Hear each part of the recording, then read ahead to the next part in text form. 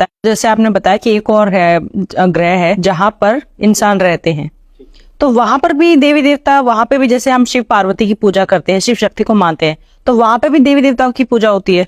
नहीं, जब मेरा जाना हुआ था तो कोई इंडस्ट्रीज टाइप से एरिया थे जहां मैं उतरा था, वो बहुत दूर है, काफी दूर है, क्योंकि एक तो यहाँ से सूरज, फिर इस सूरज के पीछे जो इससे 10 गुना बड़ा सूर्य है उस पे गया, उस सूर्य से पीछे फिर नीचे उतरा तो वो कोई दुनिया थी। वहां मैं 2-3 बार गया हूँ। कौन है ये लोग,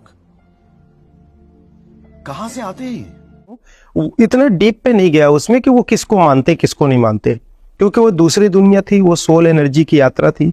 कई चीजों का सोल एनर्जी की यात्रा में भी कई चीजों का रिस्क भी होता है।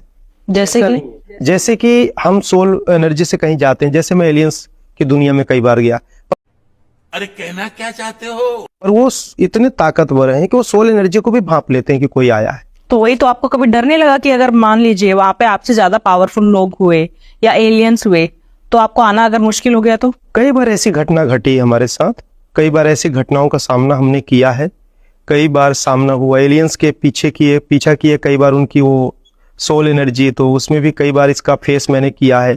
इसीलिए तो जो उस दुनिया में मैं गया तो वहां से फिर मैं जल्दी रिटर्न आया, क्योंकि वहां से यात्रा भी बहुत लंबी थी। वहां से कई अरबों खरबों माइल्स चलने के बाद वो पीछे बड़ा सूरज, अभी से सूरज की गति और आकृति सभी जानते हैं, 30 से 10 गुना कितना होगा, फिर उससे पीछे, फिर वहां से आना, फिर ग्रेविटी से बचना, फिर उसके बाद उसके ऊपर यहाँ आना, फिर यहाँ के अगल बगल के ब्लैक होल्स की एनर्जी जो खींचती है उसको भी देखना, बचना, फिर नीचे आना, तो बहुत लंबा यात्रा होता है।